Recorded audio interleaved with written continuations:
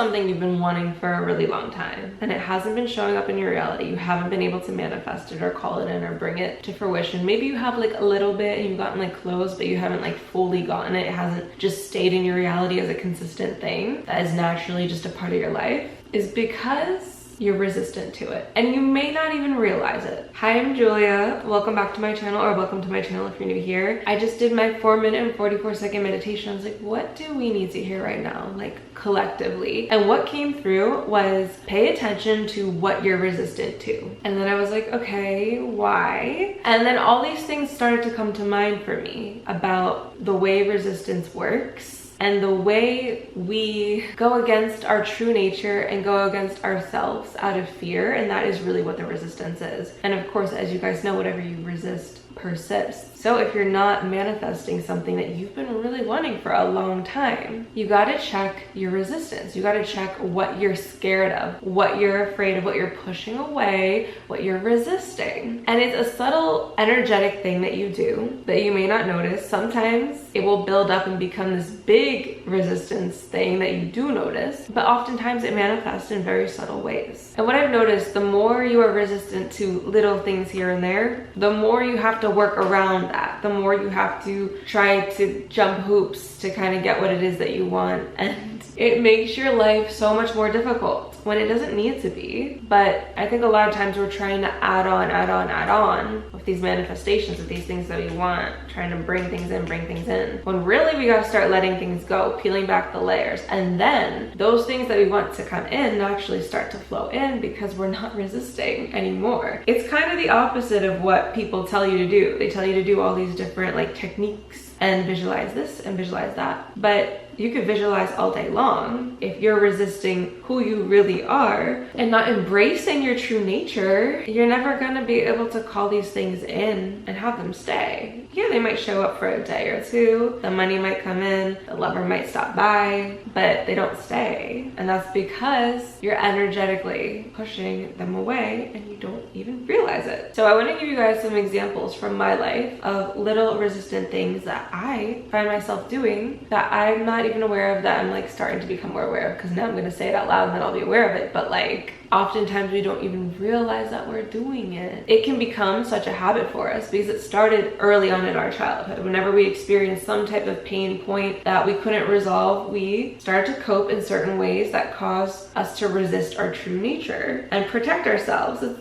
not for bad reason, it's for good reason, but it's not serving us anymore, and that's why we have to let it go to become more of who we really are, and therefore by nature live the life we want to live. Because when we are who we most authentically are, and we're going to keep becoming that more and more and more as we pull back these layers, then we don't even need to try to make things happen. They just do, because you don't get what you want, you get what you are. We live in a reality based off of mirroring, aka the law of attraction. When it comes to some examples, I realized things that I really like. I tend to keep a secret. I tend to protect and hide from the people around me, from the internet, from anything and everything that I'm afraid could like mess with it. But by doing that, then people don't get to know that side of me, and that side stays hidden. But even though it's staying hidden, there are no real ways of hiding anything. And so I start to see it reflected back to me and everyone else. And I'm like, oh my God, you like that? You do that? I want to do that. And I could look at it and become envious, but nowadays I see it more as a sign of like, oh, that's a sign that I need to embrace that part of me. But in my past, maybe like 5-10 years ago, I would have been like, everyone around me is doing that thing and I'm not. Envy. But now I look at it and I'm like, everyone around me is doing it and I'm not. Maybe I should, because I'm looking at them and I'm like,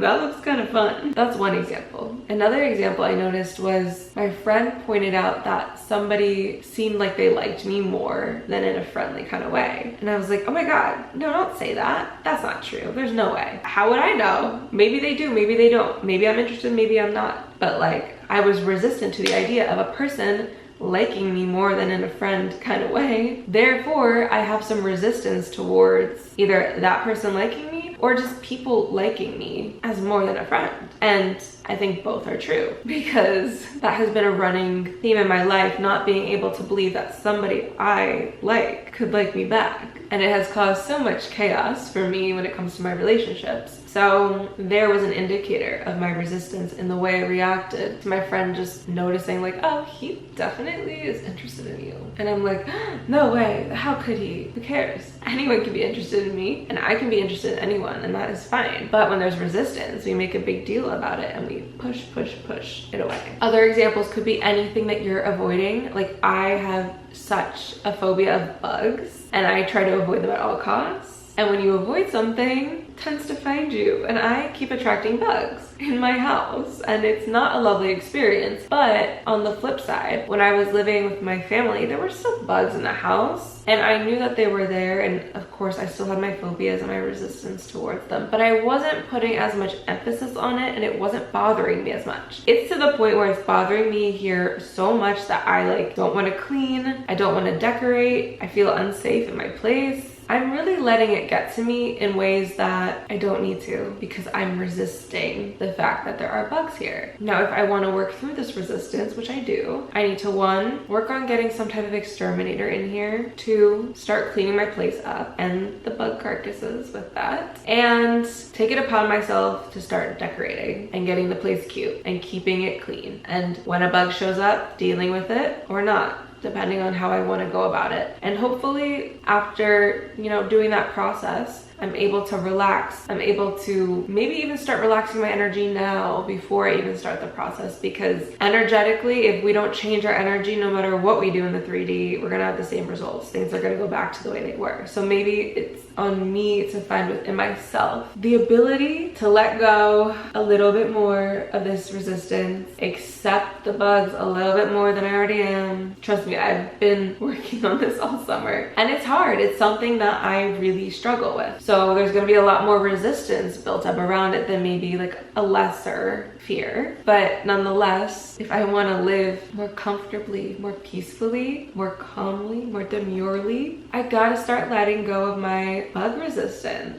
my fear, my phobia, and the resistance around all that. The more intense the resistance, the stronger the healing, but also probably the better the manifestation. Ultimately, the only reason we want for anything in life is because we want the feeling that it's going to give us. So if we can start giving ourselves that feeling right now, then it won't even really matter what we bring into our reality or not. So if I'm able to let go more and more of my bug phobia, my bug fears, it will matter less how many bugs show up or not, because I won't be fearing them to that extent, or the intensity of the fear won't be as strong. And I know this to be true because when I am back home and I saw a spider in my closet, I was like, ooh, spider, don't like that. But I wasn't like, oh my God, spider, what do I do? Which is something I've been doing here more than there. And I think there's actually more spiders there than here. But for whatever reason, I was able to kind of let go of the resistance a little bit more there. Maybe because I'm around other people, and if I'm terrified, I could be like, Mom, help me. Here, I think a lot of it is like I'm alone in this, or I feel that I'm alone in this, right? And that's causing more resistance and more fear because I'm like, I gotta handle this myself. Oh my God, what do I do? No one's here to help me. Like, it builds more and more resistance. And then I also start building resistance around not having people to help me and starting to feel lonely. And it becomes like a spiral, and I become this island onto myself. And you can see how all these things are connected and they're all working together. So the minute we start to let go, that spiral starts to unravel and everything starts to kind of dissipate, and we are pulling back the layers of fears. And as we do that, we start to actually relax more. And everything that's truly aligned with us, aligned with our true authentic self, has more space to come in because there isn't that resistance and fear blocking it, if you see what I'm saying. So the more I let go of my fear of the bugs, and the more I let go of the, oh my God, I'm alone in this, then there becomes that space energetically for, okay, maybe less bugs start showing up. Maybe there's more people around me to help if a bug shows up. Maybe I have friends coming over now. Maybe I have people nearby who could help me out with that, versus me being all tightly wound up, like no one can help me, no one's here, there's a bug, oh my god, I gotta deal with it, another fear. That's just one example of what could potentially happen as I peel back those layers. Again, I don't know what will surface, but I know that the more we let go of the resistance, the more we let go of our suffering, the more we get to enjoy life. And I can't think of anything better than that. Who doesn't want to enjoy life? I think we all just want to feel good, or better than we've felt when we don't feel so good. And yeah, we're not always going to feel good, because the nature of this reality is like the contrast and the light, because without the contrast we wouldn't even realize that we are the light and that the light is there. So we need that to grow, to become self-aware, to see who we really are. And we also don't have to get lost in it. Well, we can't, even if we tried, get lost in it, because the balancing forces of nature, of this realm, will balance things out, and that will be that. But there will be times where we feel like we're lost in the negativity or the contrast, and those don't feel so good, but they don't last forever either. So on that note, I'm gonna leave you guys here. I love you so much, and I will see you in my next video next week. Bye.